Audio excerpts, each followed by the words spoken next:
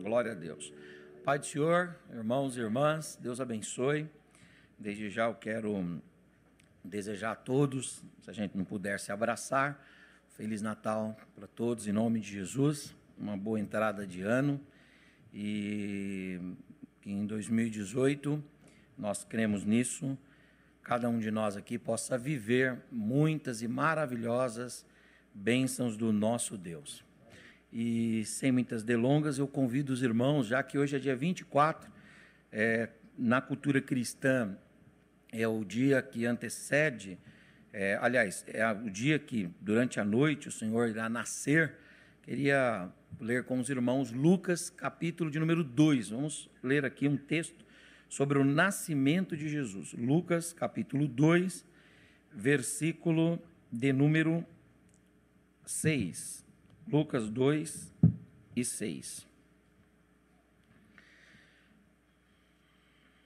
É a narrativa de Lucas a respeito do nascimento de Jesus. E aconteceu que, estando eles ali, se cumpriram os dias que Maria havia de dar à luz. E Maria deu à luz a seu filho primogênito, e envolveu-o em panos, e deitou-o numa manjedoura, porque não havia lugar para eles na estalagem. Ora, havia naquela mesma região pastores que estavam no campo e guardavam durante as vigílias da noite o seu rebanho. E eis que o anjo do Senhor veio sobre eles, e a glória do Senhor os cercou de resplendor, e tiveram grande temor. E o anjo lhes disse: não temais, porque eis que vos trago novas de grande alegria, que será para vós e para todo o povo. Pois na cidade de Davi, hoje, vos nasceu o Salvador, que é Cristo, o Senhor. E isto vos será por sinal: achareis o menino envolto em panos e deitado numa manjedoura.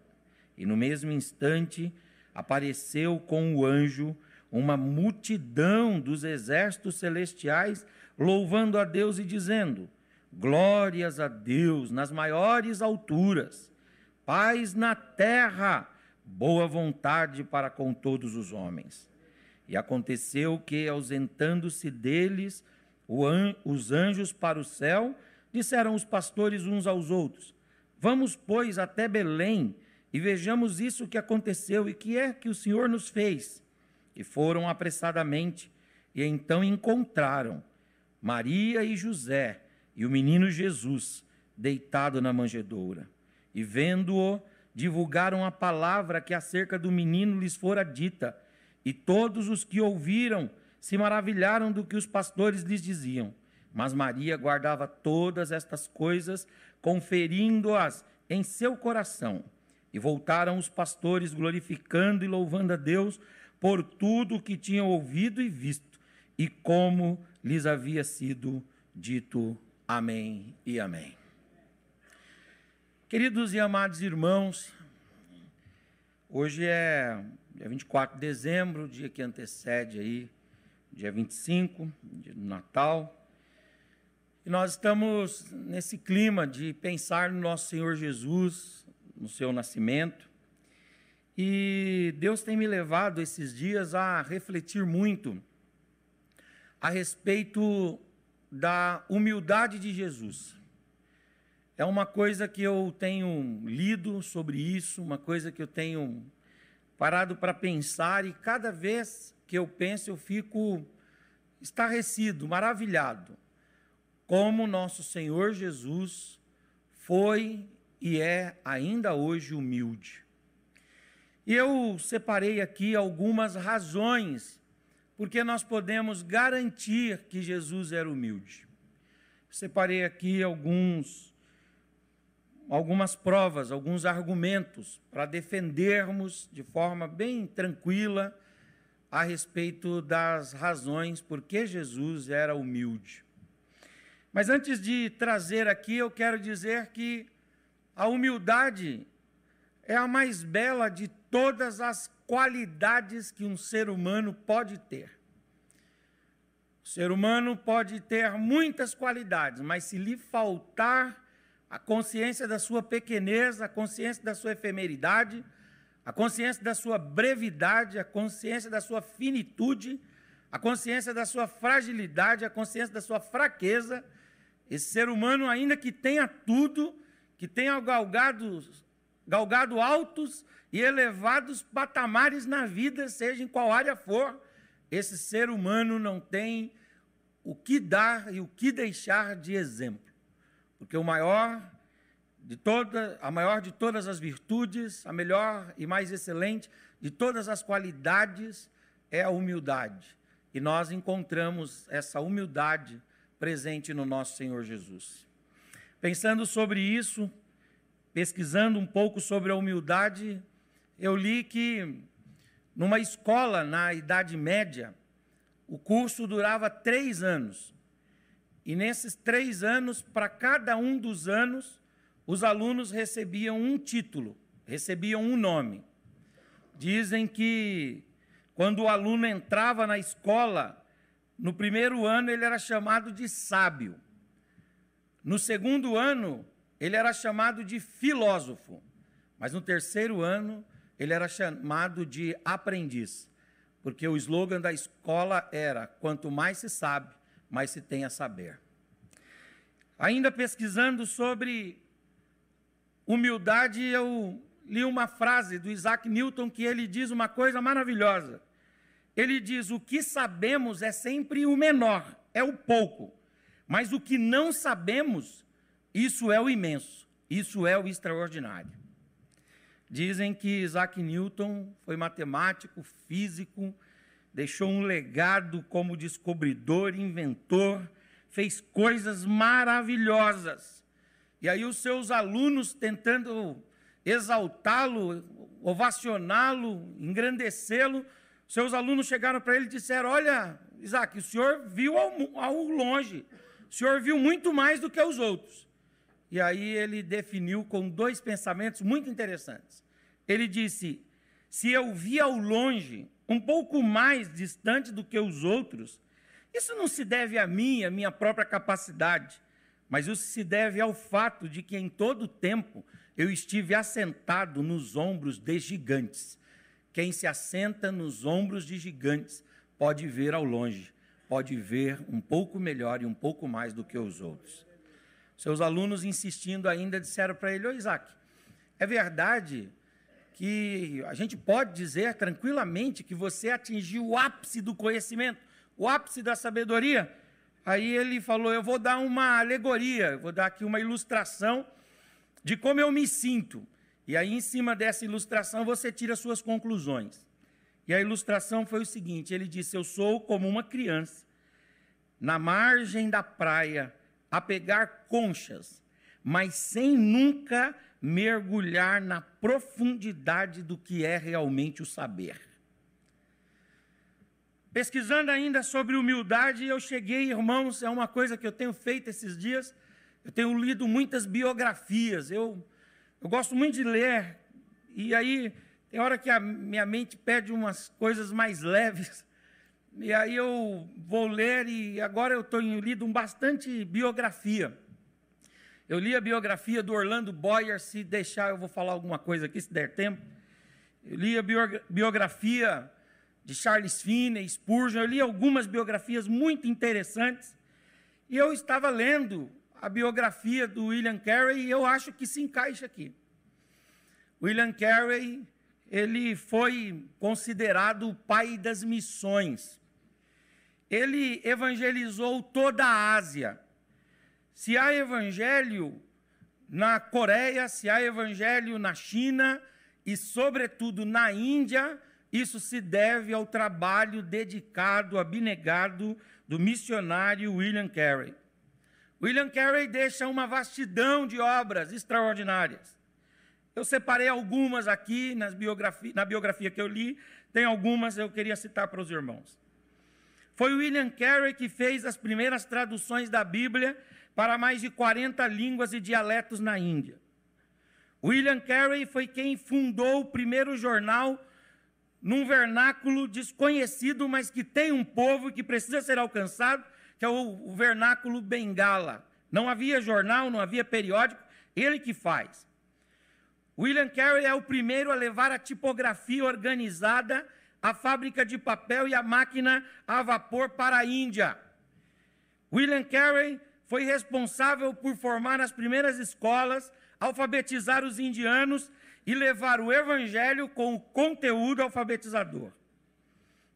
Suas obras são extraordinárias. Ganhou muita gente para Jesus, salvou muitas almas do inferno. E aí um dia o William Carey ficou idoso, velho.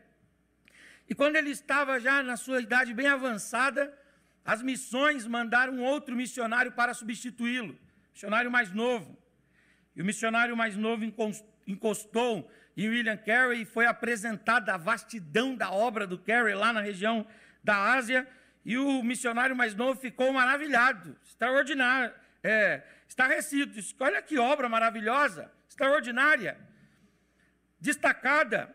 Aí, em reconhecimento, o jovem missionário começou a chamar o William Carey de doutor.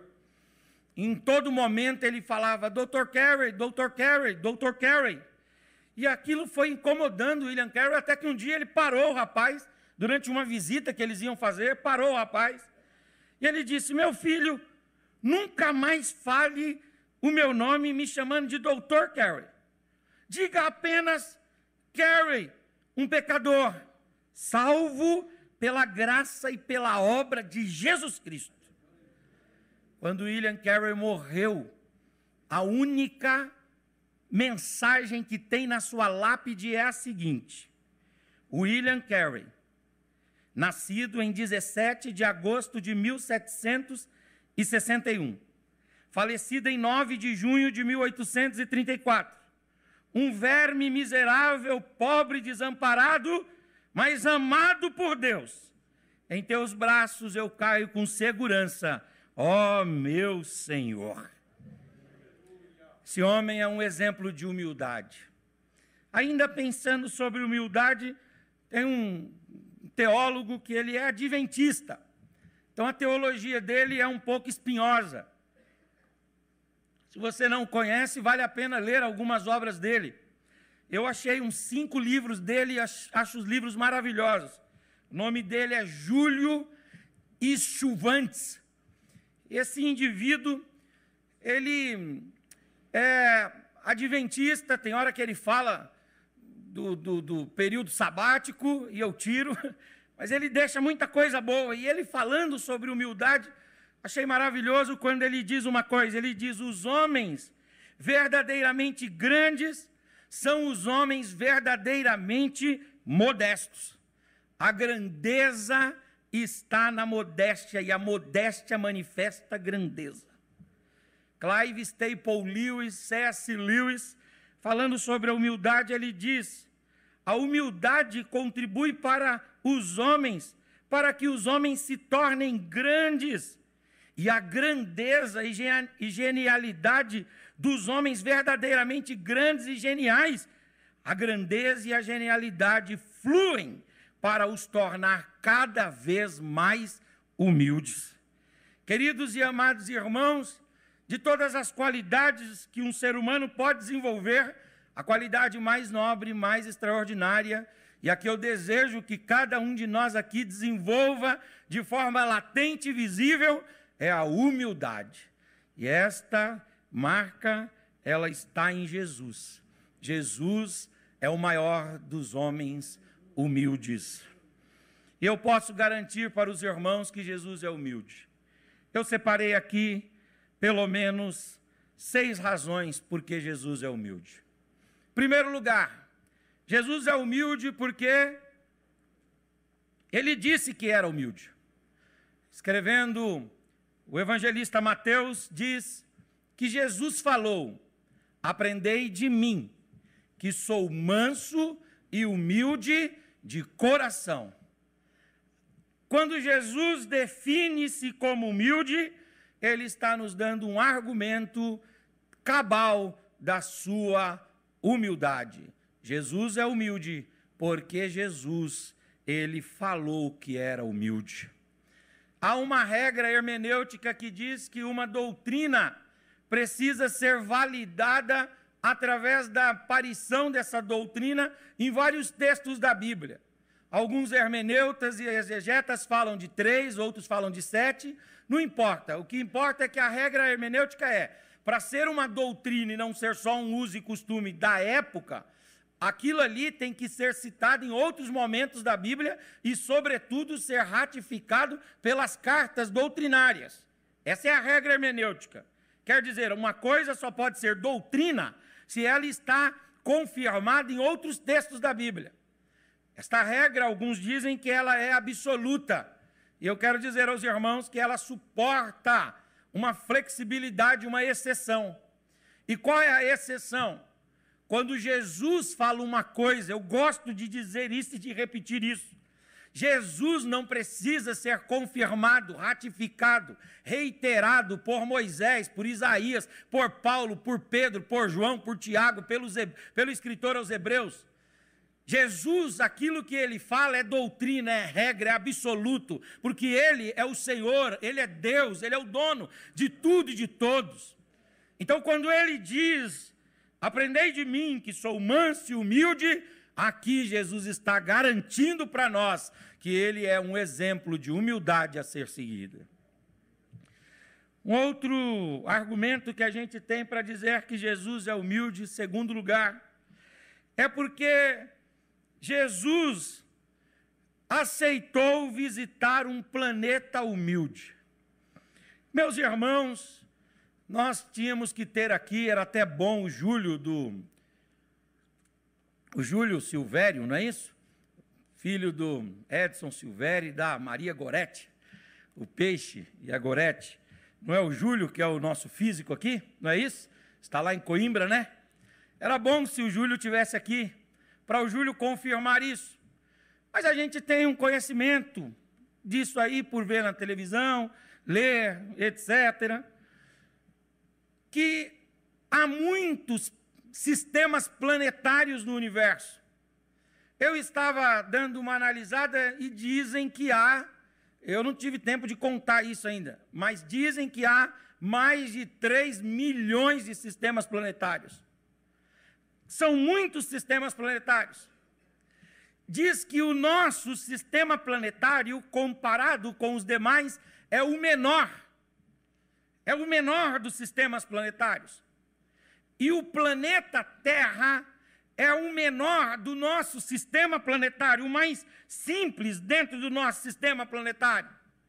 Mas o Senhor Jesus, quando escolheu nascer, ele não escolheu nascer nos outros pomposos, destacados, extraordinários, mas ele escolheu nascer e visitar um planeta humilde. Gilbert Kate Chesterton fala uma coisa maravilhosa, o G.K. Chesterton. Eu acho lindo isso, ele fala assim: o Rei da Glória, enquanto descia da sua glória, enquanto descia do seu resplendor, enquanto descia diante dos seus anjos, o Rei da Glória, enquanto descia, ia despindo-se da sua majestade pelo caminho. Eu acho muito bonita a frase do Leonard Ravenhill, quando ele diz: os meninos querem ser homens, os homens querem ser reis, os reis querem ser deuses, mas o nosso Deus quis ser menino e visitar um planeta desprezível. Eu acho muito interessante quando o Ariovaldo Ramos, falando sobre o nascimento de Jesus, ele diz que quando Jesus nasceu, Deus mudou de endereço. Agora o endereço de Deus não é mais o céu dos céus, o endereço de Deus é aqui na terra. Deus mudou de endereço através do nascimento de Jesus, quando Jesus escolheu visitar esse planeta humilde. Terceiro lugar, Jesus é humilde. Ele é humilde porque aqui nesse planeta ele resolveu nascer de uma mulher. E ele não só nasceu de uma mulher, mas ele nasceu de uma mulher menina. E ele não só nasceu de uma mulher menina, ele nasceu de uma mulher menina pobre. Isso demonstra a humildade de Jesus. Escrevendo aos Gálatas, no capítulo 4, versículo 4, o apóstolo Paulo diz: na plenitude dos tempos, ou seja, quando o tempo estava pronto, na hora certa, quando Deus julgou que tudo estava pronto para receber o seu Filho, na plenitude dos tempos, Deus enviou o seu Filho, nascido de mulher, nascido sobre a lei. Me parece que a gente não consegue muito dimensionar isso, dizendo, olha, é muito óbvio que Jesus nasceu de uma mulher. É muito óbvio que ele veio de uma mulher. Mas quando nós olhamos para quem era a mulher na Bíblia, nós vemos como Jesus foi humilde.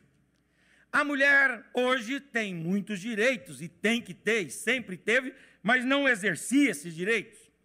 Mas houve um tempo que as mulheres não eram tratadas com tanto respeito como são tratadas hoje. Havia um tempo que as mulheres não eram tratadas com tanta dignidade como são tratadas hoje.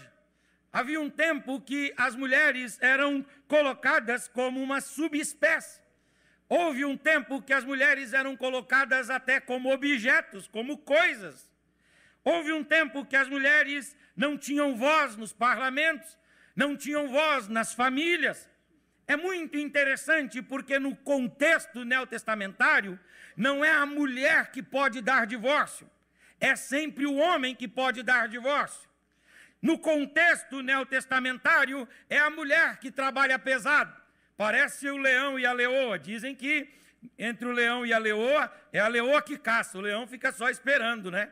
E faz a seleção das presas, não é verdade?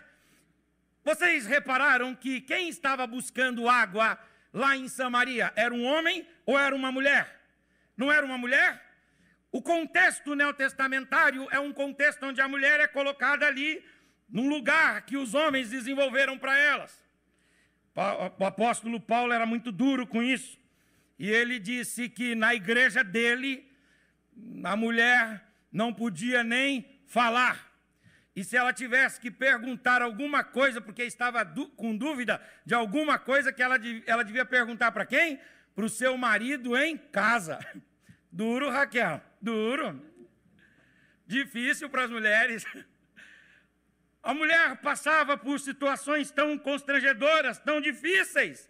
Mas aí vem Jesus, aleluias. O Espírito Santo de Deus envolve Maria, uma jovem pobre, e o Salvador do mundo vem de uma mulher, manifestando e demonstrando humildade.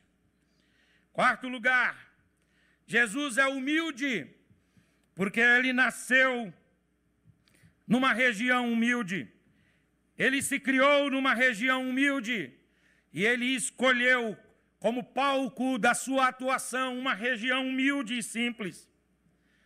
Queridos irmãos, qual é a faixa territorial do Brasil? O Brasil tem quase 9 milhões de quilômetros quadrados de terra. Agora, qual é a faixa territorial de Israel? A faixa territorial de Israel corresponde a pequenos estados aqui do nosso país, pequenas cidades aqui do nosso estado. Uma faixa territorial de aproximadamente 21 mil quilômetros quadrados. Território pequeno, insignificante. Se você comparar no sentido territorial, Israel com os outros países em torno de Israel, Israel é o menor. E se você comparar dentro de Israel, nos dias de Jesus, existiam 3 regiões. A região do sul, que era a região da Judéia, a região central, que era a região de Samaria, e a região do norte, que era a região da Galileia. E Jesus, além de ter escolhido Israel, Jesus também nasceu em Belém da Judéia, mas se criou em Nazaré. Se criou na Galileia. Galileia, que em Isaías 14, Isaías define o povo que vivia na Galileia.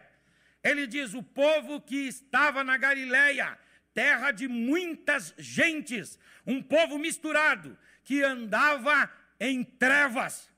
Isaías diz que o povo que morava na Galileia era um povo entenebrecido, era um povo que andava na obscuridade, na escuridão. É um povo que andava em trevas espirituais, andava em trevas morais, andava em trevas sociais, políticas, andava em trevas financeiras. Um povo que era um povo simples, causticado, um povo que sofria todo tipo de agrura e todo tipo de dificuldade, um povo que era lembrado por último, mas é para esse povo que vive na Galileia que Isaías diz, e os evangelistas confirmam, para o povo que andava em trevas, raiou a luz de Deus veio até esse povo. E lá na Galileia havia cidade de Cafarnaum, que era, é óbvio, a principal das cidades ali da Galileia.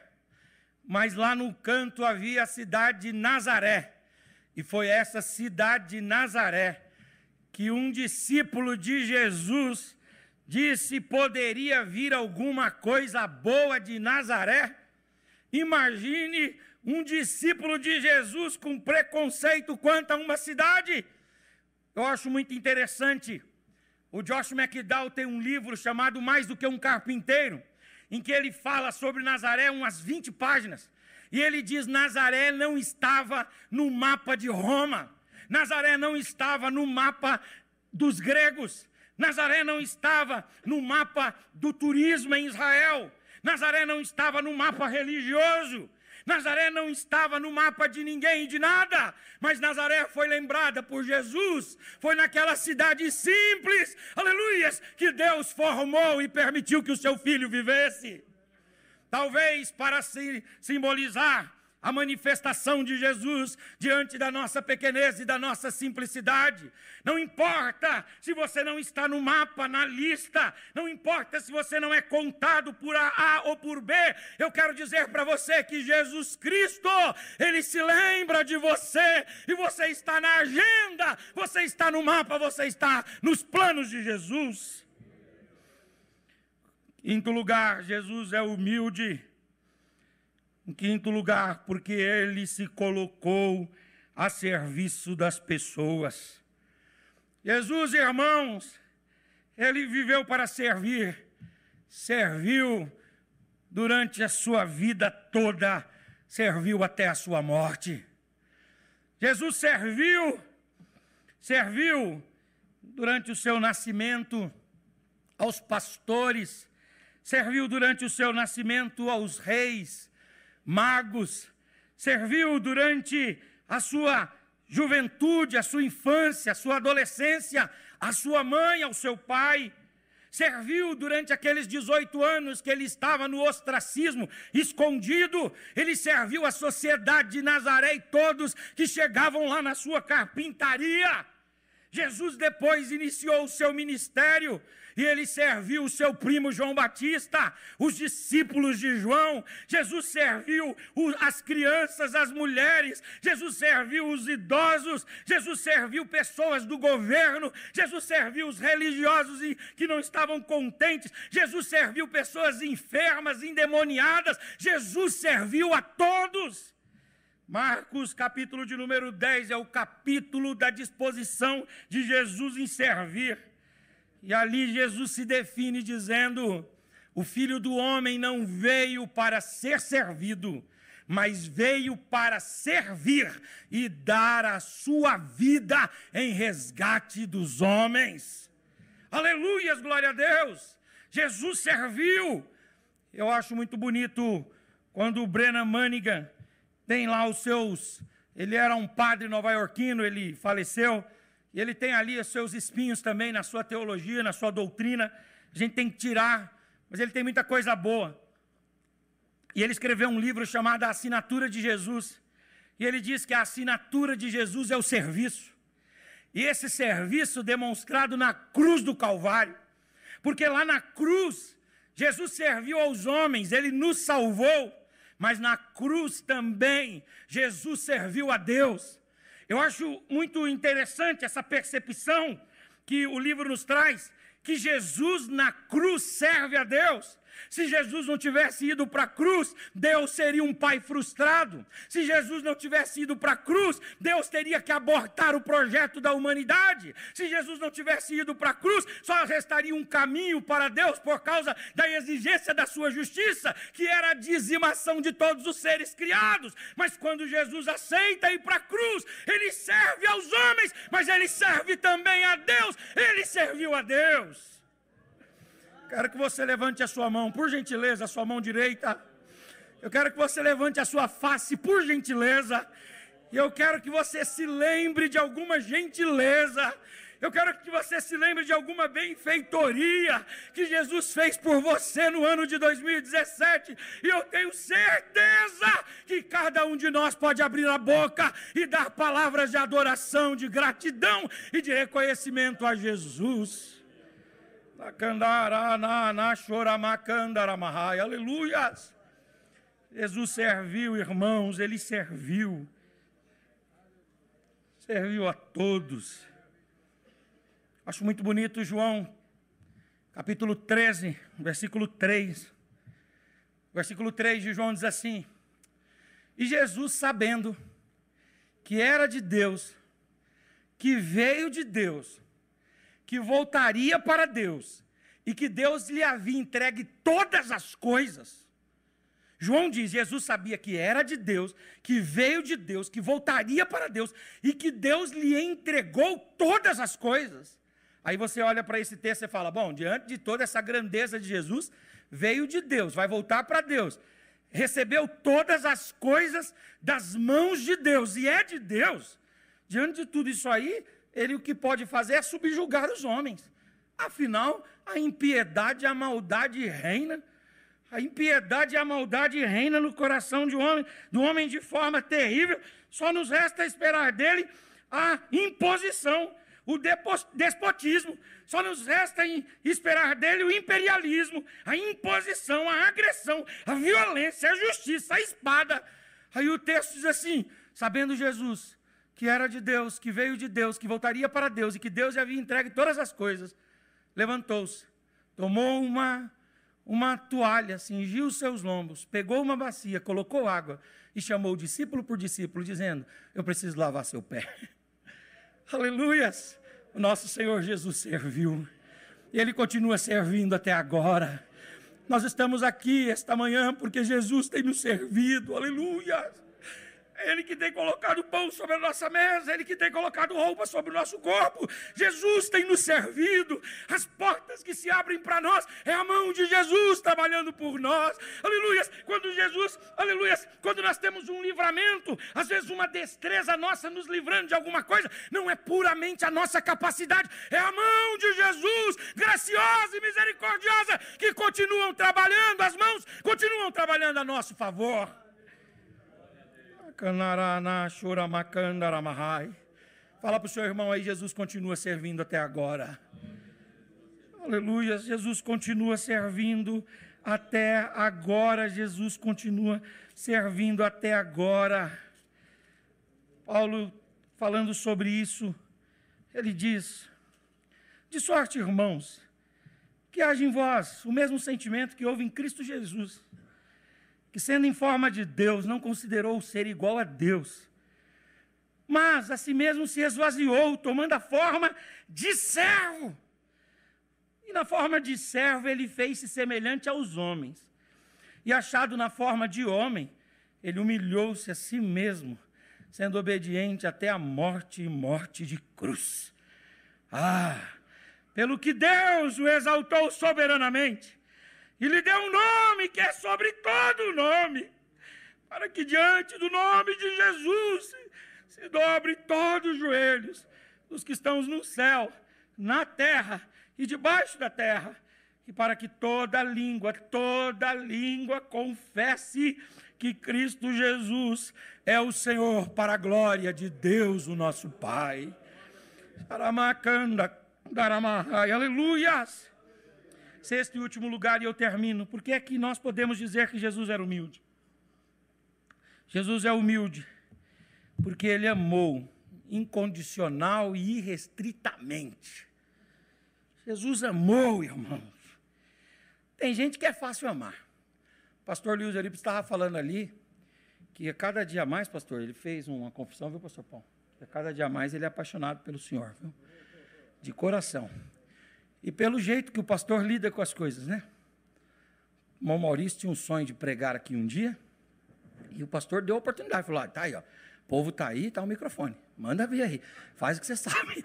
Não é assim? Isso é uma... São pessoas que... O nosso pastor Paulo é uma pessoa que a gente ama fácil. Eu já fui tão ajudado por ele, sou ainda tão ajudado por ele, eu o amo fácil. Mas eu vou dizer para os irmãos, viu, tem gente trabalhosa, viu? Tem gente que é difícil amar. Tem gente que a gente ama por obrigação mesmo. Tem gente que a gente... Jesus amou a todos, incondicional e irrestritamente. Havia um ditado lá no meio dos judeus, que o judeu dizia assim para o outro, eu prefiro ter nascido um verme do que me tornar um publicano. O judeu tinha uma ojeriza, uma resistência, uma repugnância ao publicano. Mas o nosso Senhor Jesus amou incondicional e irrestritamente os publicanos. Jesus foi na casa do Zaqueu. Jesus fez um convite para o Mateus. E um dia o Mateus, ele fez um convite para Jesus, dizendo, Senhor, o Senhor vem aqui que eu vou fazer um banquete para o Senhor em comemoração à minha conversão. E ele fez uma festa para Jesus, o Mateus. E diz a Bíblia que nessa festa o Mateus convidou os amigos dele. Pensa aí, o Congresso Nacional todo reunido e Jesus lá no meio, lá para fazer uma reunião. Muita gente dizia assim, eu não vou, eu não entro de jeito nenhum. Jesus não, Jesus foi. E aí, quando questionado, dizia assim, o senhor está aqui com os comilões e com os beberrões? Aí Jesus diz, os sãos não precisam de médico. Quem precisa de médico são os doentes. Foi para esses doentes aqui que eu vim. Tem um teólogo chamado Charles A. Dodd. E o Dodd, ele tem um livro chamado A Interpretação do Quarto Evangelho. E ele faz uma análise muito bonita desse texto, quando ele fala uma coisa muito legal. Ele diz assim, qual foi o remédio que Jesus usou diante dos publicanos? O remédio que Jesus usou foi o único remédio que cura tudo e cura todos. Foi o remédio do amor. O bálsamo do amor. Ele está derramado sobre nós aqui esta manhã. O bálsamo do amor. Aleluia, glória a Deus. Passe esse Natal cantando com alegria na sua alma, porque Jesus amou incondicional e irrestritamente a todos, e o amor de Jesus está sobre a sua vida. O amor de Jesus está sobre a sua casa, o amor de Jesus está sobre a sua família. Jesus amou você. Jesus amou a mulher adúltera. Ele salvou a mulher adúltera. Jesus amou os endemoniados. Jesus amou os políticos. A Bíblia fala, irmãos, é difícil amar político. É difícil, com todo respeito. Eu li um texto recentemente, eu já estou terminando, eu li um texto recentemente, que ele fala da pior espécie de corrupção que existe. Qual é a pior espécie de corrupção que existe? É aquela corrupção que ela existe pura e simplesmente para se ter dinheiro no colchão. Essa corrupção é a mais lastimável, é a mais terrível, é a mais desprezível que existe, que é a corrupção que nós estamos vivendo no nosso país. Porque digamos que um corrupto tome do erário público e ele compre um imóvel. Ele não vai pagar IPTU sobre esse imóvel, sim ou não? Vai pagar ou não? Uma parte desse dinheiro que ele tomou vai voltar para o Estado e vai voltar a correr, sim ou não? Ele não vai ter funcionário cuidando desse imóvel? Vai ter ou não? Vai ter gente empregada, né? O dinheiro da corrupção sendo usado positivamente. Ele não vai contratar pedreiro, pintor, encanador, eletricista. Ele não vai contratar jardineiro para cuidar dessa casa, sim ou não? Então o dinheiro está voltando para o mercado, sim? Presta atenção. Digamos que o indivíduo pegue um dinheiro de corrupção e compre uma Land Rover. compra uma Ferrari. Ele não vai pagar lá o IPVA sobre a Ferrari? Vai ou não? Uma parte vai voltar. Ele não vai ter que ter ali uma garagem adequada? Uma parte vai voltar. Agora, quando o indivíduo vai ter que colocar gasolina, ele vai pagar pedágio, não é isso? Ou seja, uma parte do dinheiro da corrupção volta a circular. Agora, quando o indivíduo pega dinheiro para colocar num apartamento, 54 milhões de reais, num apartamento, irmãos, e encontraram as impressões digitais do homem lá. Isso significa que um domingo, enquanto a gente vinha para a igreja, esse homem pegava o carro dele e fazia igual o tio Patinhas, ia para o apartamento, porque eu vou falar para você, se eu der 54 milhões para qualquer um aqui, você vai passar o Natal e o Ano Novo contando esse dinheiro aí. E não vai contar tudo, né? Os caras mexem com muito dinheiro, eles sabem. Ele tem experiência. Não vai contar, não conta tudo. Não é assim? Aí o indivíduo vai e conta, quer dizer, a pior das corrupções. Mas aí está o escândalo da graça. O Senhor Jesus ama a todos. Até o Gedel Vieira está na lista de Jesus. O Eduardo Cunha está na lista de Jesus. É um escândalo para nós, né? Mas é isso que fica bonito no Evangelho. O Senhor Jesus ama a todos, incondicional e irrestritamente. Levante a sua mão, por gentileza. Levante a sua face e diga: obrigado, Jesus, porque o seu amor me envolve. Muito obrigado, pastor. Deus abençoe.